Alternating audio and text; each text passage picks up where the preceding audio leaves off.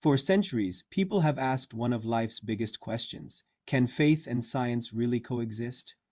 It's a debate that often feels like a tug of war. Some say that believing in God means you have to reject science.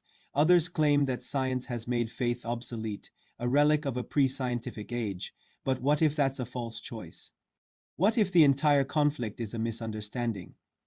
What if the closer we look at the intricate workings of the universe, the more clearly we see the fingerprints of its creator? What if the data, the evidence, and the discoveries of modern science don't push God out of the picture, but instead point directly back to the God of Scripture? In this episode, we're going on a journey to explore faith through the lens of science. We'll look at how evidence, reason, and discovery aren't obstacles to belief, but pathways to a deeper, more robust faith. This is ThinkFaith Nexus, where faith meets reason, history, and truth. Let's start by reframing the conversation. Science and faith aren't enemies. They're more like two lenses focused on the same reality, each providing a different kind of focus. Science asks the question, how does it work? It investigates the mechanisms, the processes, and the physical laws that govern our universe. It's the user manual for creation. Faith, on the other hand, asks a more fundamental question: why does it exist at all?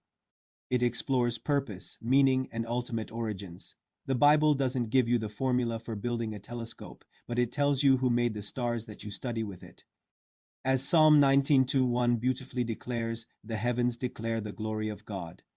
The skies proclaim the work of his hands. Science describes the intricate mechanics of the cosmos. Faith reveals the meaning behind that majesty. When we look through both lenses, the how of science and the why of faith, we don't lose clarity. We gain depth. We see a fuller, richer picture of reality. The real conflict isn't between science and faith. It's between worldviews, one that insists on a universe with no author, and one that sees God's signature written across the story of creation. Let's go back to the very beginning. For a long time, the prevailing scientific view was that the universe was eternal and static, that it had always been here. But in the 20th century, discoveries in cosmology completely changed that picture. Scientists like Edwin Hubble observed that galaxies were moving away from us, leading to the inescapable conclusion that the universe is expanding, and if it's expanding, it must have started from a single point.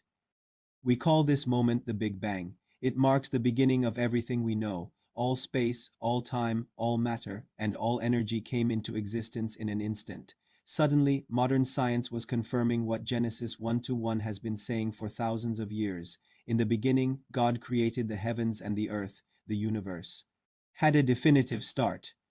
This discovery is profound. It means creation wasn't a random, eternal accident. It was an intentional event. And within that created universe, scientists have found staggering signs of order and information. Consider DNA, the molecule of life. Inside every one of your cells is a code over 3 billion letters long. This isn't just random chemical noise. It's a sophisticated information processing system, a language that directs the construction and operation of every living thing. Then there are the laws of physics themselves. They're not chaotic. They're balanced with breathtaking mathematical precision, from gravity to electromagnetism. These laws operate consistently everywhere in the cosmos. Information doesn't spontaneously arise from accidents. Complex order doesn't emerge from chaos. Just as a book points to an author and a building points to an architect, every design points to a designer. The very fabric of reality seems to be telling us something. Let's dig deeper into that design. Physicists have discovered that the universe we live in seems perfectly, almost impossibly, calibrated for life. This is often called the fine-tuning argument. Scientists have identified over 100 fundamental constants and quantities, things like the strength of gravity, the mass of an electron, and the speed of light, for life to exist. Each of these values must fall within an incredibly narrow, life-permitting range. If you were to change any of them by even a fraction, a tiny, minuscule amount, the universe as we know it would collapse or be utterly inhospitable. If gravity were slightly stronger, stars would burn out too quickly for life to develop. If it were slightly weaker, galaxies and planets would never have formed. The precision is so staggering that astronomer Fred Hoyle, who was once a staunch atheist, was forced to conclude, and I quote, "A common-sense interpretation of the facts suggests that a super-intellect has monkeyed with physics." he saw that the odds of these conditions arising by sheer chance were statistically impossible. This scientific realization powerfully echoes a scriptural truth found in Isaiah 45:18, which says that God did not create the earth to be empty, but formed it to be inhabited.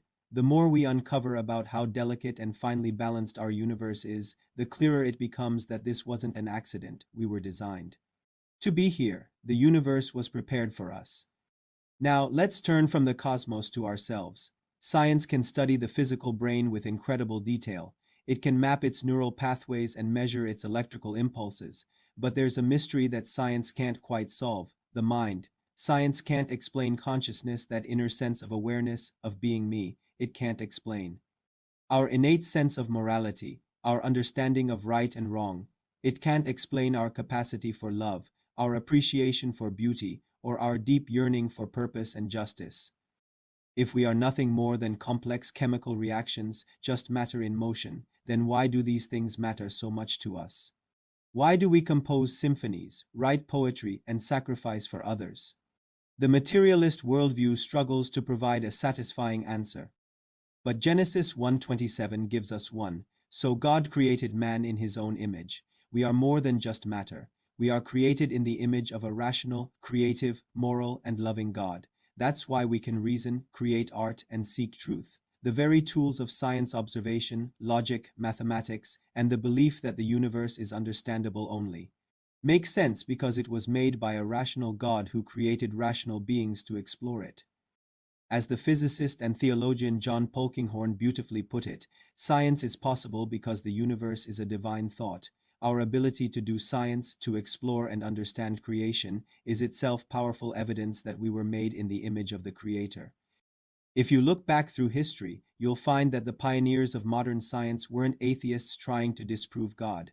On the contrary, most of them were devout believers. Sir Isaac Newton, who discovered the law of universal gravitation, wrote more about scripture and theology than he ever did about science. Johannes Kepler, who described the laws of planetary motion, famously said that in his work, he was thinking God's thoughts after him. Men like Michael Faraday, the father of electromagnetism, Blaise Pascal, a pioneer in probability theory, and Robert Boyle, the father of modern chemistry, all believed that the natural world was a magnificent reflection of divine order. They didn't study the universe to replace God. They studied it to understand him better. This is a crucial point. Modern skepticism didn't create science, faith did. Because if the universe is just a random, chaotic accident, there's no reason to expect it to follow consistent laws. There's no reason to believe that our minds can comprehend it. But if the universe is designed by an intelligent, orderly creator, then the act of scientific discovery itself becomes a form of worship, a way of appreciating the genius of the artist. So, what happens when we truly explore faith through the lens of science? We find that science doesn't destroy belief. It deepens it. Every new discovery in physics, biology, and astronomy doesn't shrink the realm of God. It reveals another layer of his intricate design, and behind that design, we find profound purpose.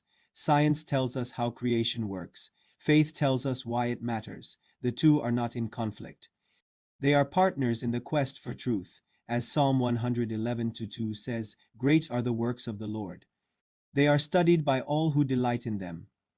The universe is not a cosmic accident. It's a divine masterpiece, filled with clues that point beyond itself to its creator. So don't fear science, explore it. Ask the hard questions, because the more we learn about creation, the more clearly we see the Creator. This is ThinkFaith Nexus, where faith meets reason, history, and truth. If this conversation resonated with you, please subscribe and share it with others. Let's keep exploring together, because truth doesn't contradict faith. It confirms it. Thanks for watching.